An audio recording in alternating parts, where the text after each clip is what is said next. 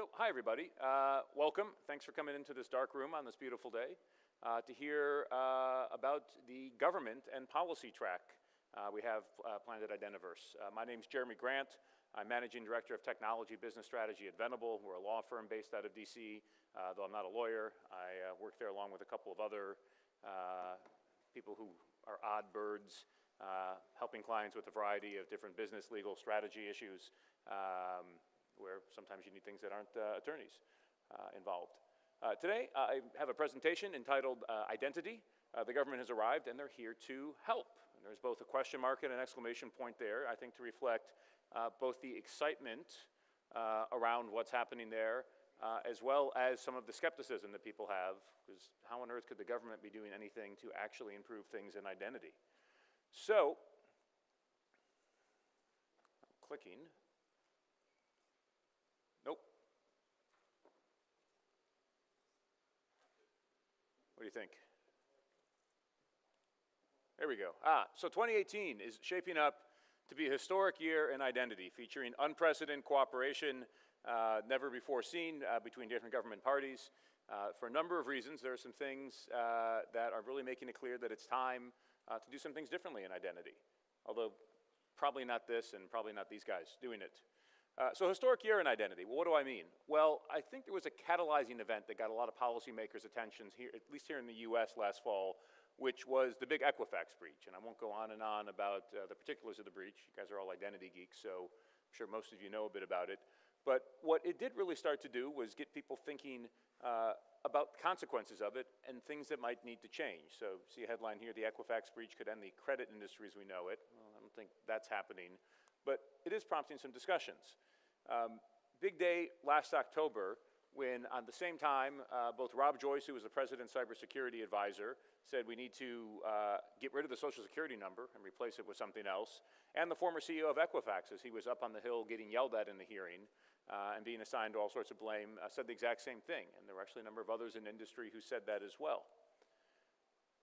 Around the same time, a congressman named Patrick McHenry, who's the third-ranking Republican in the House of Representatives out of North Carolina and on the House Financial Services Committee, proposed legislation that said that within 2 years, credit reporting agencies will no longer be able to use the social security number for any purpose whatsoever, which, as far as I could tell, if that happened, given the role that the SSN plays today, would grind the economy to a halt in about 48 hours because nobody would be able to get credit.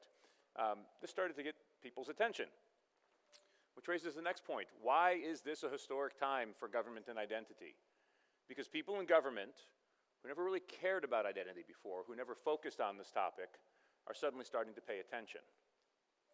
So the House Energy and Commerce Committee called a hearing last October. This was the hearing after they had the Equifax CEO and to get yelled at.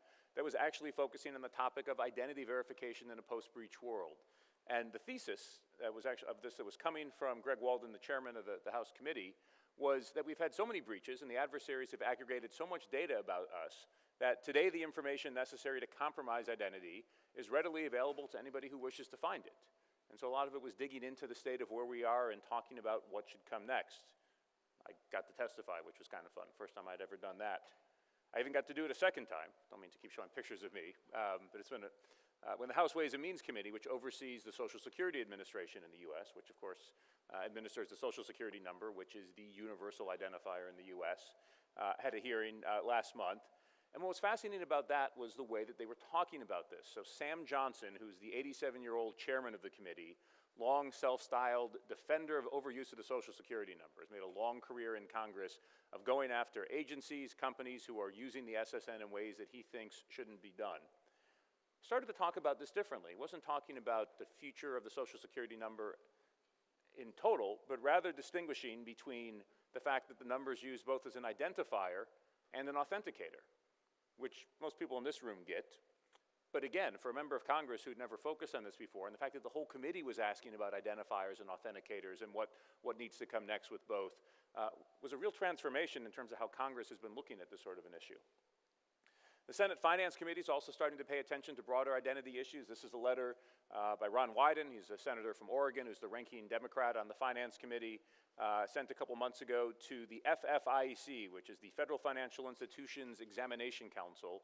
That's a big mouthful, but it's essentially a consortium of several big financial regulators that oversee banks, asking them to update their guidance to start requiring financial institutions to utilize MFA for customers, and specifically said that they should require institutions to provide opt-in support for advanced phishing-resistant forms of MFA, such as a FIDO U2F token. This is something you haven't seen from Congress in the past. People are paying attention. And on the broader identity front, Congress has already started to act. So there was a lot of news last month about this big bank regulatory reform bill that passed, and there was some controversy. Should we really be rolling back regulations after what's happened in the financial industry just 10 years ago? And there was a lot of stuff in there that dealt with that, but there were a couple provisions that also dealt with identity, specifically involving identity in financial institutions. So the first is something called the Mobile Act, which was included as Section 213 of the law. Mobile stands for Making Online Banking Initiation Legal and Easy. When you work in Congress, you have to come up with a snappy acronym for every bill. When I was a staffer in the 90s, we came up with something called the Woodpecker Act. I can't even remember what the acronym was for. We never introduced it, but it was a drinking exercise at one point. Figure out who'd come up with the best acronym. But the Mobile Act, now law, focuses on what tools can be used by financial institutions for identity proofing with new account opening. And this has specifically been driven by the fact that there's been a whole wave of new companies popping up that will let you take an image of your driver's license, take a selfie, try and match the face up with it, do some stuff in the back end to try and authenticate whether it's a real license or not. Provide some interesting ways to try and do enrollment and identity proofing, except that a number of states have had laws on the book that would preclude anybody for commercial purposes from taking a picture or a scan of your driver's license. So what this does is it preempts it. Federal law preempts state law. Supremacy Clause of the Constitution rules. And now, across all 50 states, for new account opening, anybody who wants to use one of these applications, so long as they delete the image of the license after they've used it for account opening purposes, are able to take a scan. Now, mind you, this only works for financial account openings, doesn't deal with others. That might be a topic we get into later today. And Section 215 of the law focused on reducing identity fraud, which got into what, for me, is a really interesting topic, which is the role that government can play as a validator of attributes. So the Social Security number in the US, actually beyond just the number, the Social Security Administration has a giant database that has, in theory, nearly every American's name, Social Security number, and date of birth. And if you have those three things, you might actually know that I'm really this Jeremy Grant standing on stage and not one of the other, say, 287 that appear on Facebook when I've searched my name that seem to be out there. So for years, the Social Security Administration allowed banks, if they were able to get a wet signature on paper, the ability to then go ping the Social Security Administration to just not reveal data, but ask, hey, is there really a Don Tebow with this birth date and a date of birth that exists out there? And if so, then the bank at least had a better idea that this was a real person and not a fraudulent identity. It was backed by something that was actually real in their system. Except, who does wet signatures when you're doing digital account opening? So this hasn't been used in a lot of cases. So the new law changes this. It now directs the Social Security Administration to establish a service to electronically verify this data. I'll note it's only for applications that fall under the Fair Credit Reporting Act, which means in the US, for those who aren't familiar with it, somebody who's applying for credit. So there's a lot of other, both financial account openings and others that aren't covered. Eliminates the need for a wet signature. You can now demonstrate electronic consent. And it will allow any permitted entity to make this request, which could be not just a bank, but anybody that they basically designate to perform the service from them. And it's also directed the Social Security Administration to set up a certification process for entities to ping them, and a way to collect fees to support it, because the whole thing's got to be funded by industry, this will be an interesting thing to watch. A number of financial institutions are really interested in what happens here, because there's about $6 billion a year that they deal with in synthetic identity fraud, where somebody takes one person's name and another person's SSN, throws it through, tricks a credit reporting agency into thinking that it's real, and then fraudulent accounts happen. Also on the White House side, we've seen from the Office of Management and Budget, which oversees cyber policy for basically what I would say is the .gov, a new draft cyber identity policy focusing on strengthening cybersecurity of federal agencies through improved identity, credential, and access management. So this is out for draft right now, and I'm told we'll see a final sometime in the fall, most likely. But it points to Special Publication 863-3 from NIST as the foundation for how agencies should approach ICAM. While that sounds really logical, sometimes policy and NIST standards don't always point to each other, so this is kind of a good thing to reinforce positive activity. Notably, in a US government enterprise that's been notoriously reliant only on the PIV smart card and PKI for authentication, it now says agencies can use other authenticators at authentication assurance level 3 if it's not feasible to actually integrate with PKI. So that will probably open things up for new standards like FIDO to be used in parts of government. It directs NIST to update its publication for derived PIV credentials. This is the standard that says, here's how I have a PIV card with a PKI certificate and derive a certificate that goes into my phone. To also look at other AAL3 authenticators, which again might get us beyond the PKI world. And it has a big focus on identity proofing, directing agencies to look to use shared service providers for consumers. We'll talk about what some of that might mean in our follow-on panel. Healthcare is starting to get active as well. Everybody's been trying to figure out, does identity even matter in healthcare? In theory, you want to know before you're sharing electronic health records who you're sharing them with, but there's never really been a great set of rules that are out there. HHS earlier this year put a draft out, what they call a trusted exchange framework, that outlines new requirements for authentication of participants and points specifically to Special Publication 863-3 again for both identity proofing and authentication requirements. Another thing that's in the comment period right now but should be finalized later this year. And from my perspective, sitting in DC, this might actually provide some regulatory teeth to start driving better identity solutions in electronic health systems. So a lot of things going on right now. One question that's been coming up, particularly after the Equifax breach, and people asking what do we do, is where do we go from here? So one thing I want to talk about a little bit today is a new group that was stood up a few months ago that I've been helping to coordinate in Washington called the Better Identity Coalition. And it was launched in February really to try and bring companies together from different sectors to come up with some policy ideas for the US government. What should come next? Because one of the questions that's being asked is, if we can't trust KBA anymore, how do we do remote identity proofing? And other things that the government could do, this is really where the focus is, to change some policies, to set up new initiatives or programs that might actually help the country.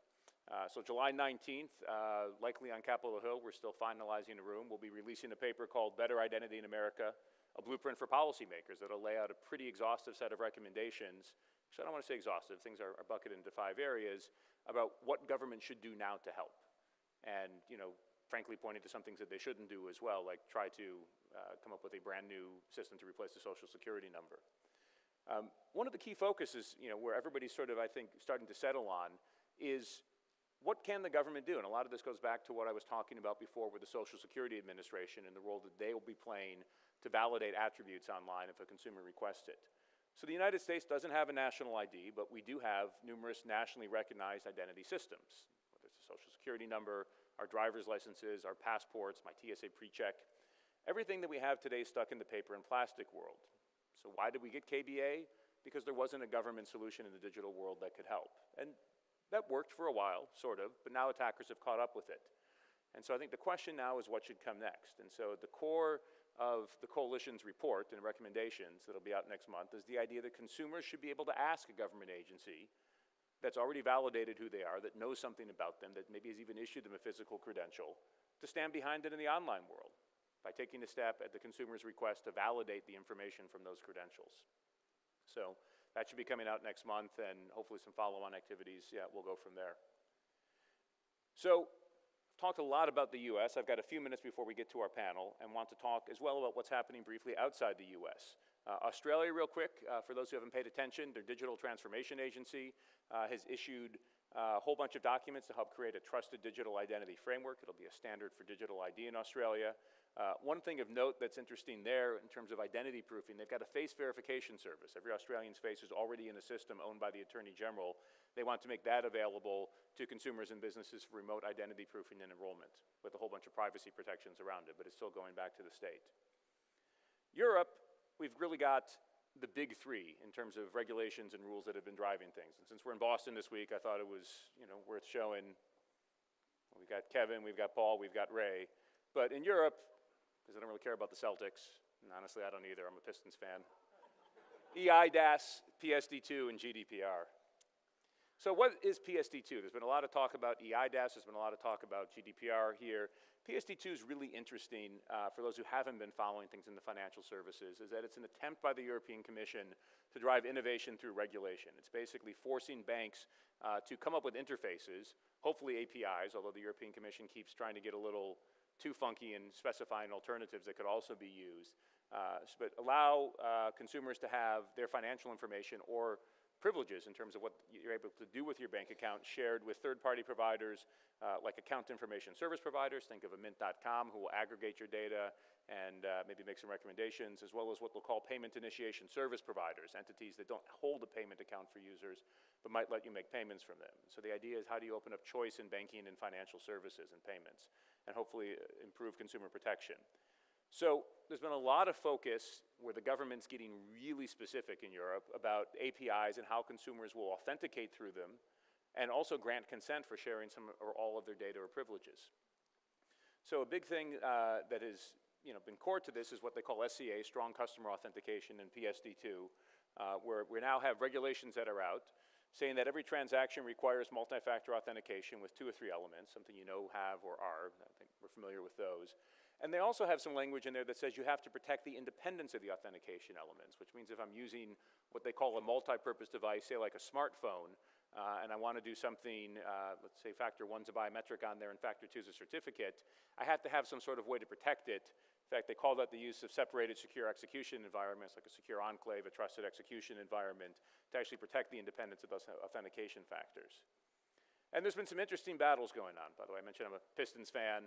Pistons and the Celtics in the 80s had some really good battles. Here I think is Bill Laimbeer shoving somebody in the neck with an elbow, and it was great. But there's been a lot of battles with PSD2. You got battles between the banks and the fintechs. You've got arguments between 2 of the regulators who have authority here. The European Commission, whose DG FISMA is the official financial regulator, but the European Banking Authority, EBA, has been pushing things in different directions. And you've got battles between some different models in terms of how you implement things, between a redirect model using generally OAuth, OpenID Connect, relative to a decoupled model or an embedded model that some of the fintechs have been providing.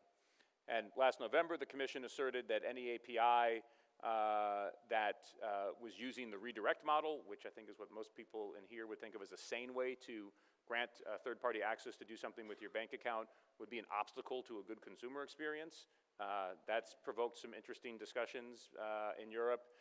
Most recently this month, the European Banking Authority, who is now told in interpreting what an obstacle is, said, maybe not. Redirection is not in itself an obstacle. It only is if you implement it poorly. So that's a pretty positive thing. Big question we get a lot with all of the focus on open banking in Europe is, are we going to see something similar to PSD2 in the US? I don't think it's likely. We're in a pretty anti-regulatory environment right now. More importantly, you're seeing things with open banking and open payments happening in the US today. I think the real key is, can industry get it figured out themselves rather than have the government prescribe how to do it? And there I'm actually pretty optimistic in terms of what's been going on. So there's been some good news. There was a press release earlier this year from the financial services ISAC. This is a trade organization of banks and other financial service providers announcing their financial data sharing API. There's been some other sessions here about how that has then fed into some of the work the OpenID Foundation is doing with the FAPI, which, as of today now stands for Financial Grade API, not just financial, an important differentiation. It's not publicly available, the FSI SEC API, but if you email Eric, he'll send it to you. It's this weird thing where they don't put it on their website, but they'll share it with anybody in industry because they want people to understand it and build to it. And highlights of the FSI SEC approach are, kind of what we'd want to see. Standard APIs to enable secure third-party access.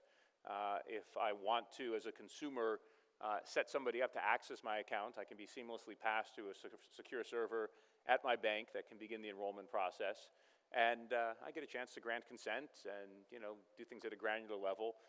The one thing I wanted to point out that, is especially just going back to, we just came from Alex and Pam's great keynote for Microsoft talking about standards. Here it's what I was talking before are, in my view, the holy trinity of standards that are recommended in this API, which is OAuth 2, OpenID Connect, and FIDO. And it works and fits in really nicely. So in many ways, I'm actually quite encouraged by what's happening in the US in this area relative to Europe, where it's getting very prescriptive from a regulatory standpoint. So I've got literally a moment for questions, and then we'll get on, I can take one question, and then we'll get on with our panel, where we have folks representing, government from Canada, the US, and the UK. That was, the mic drop was really 2017, now it's dropped the clicker. So, any questions, or should we bring up our panel?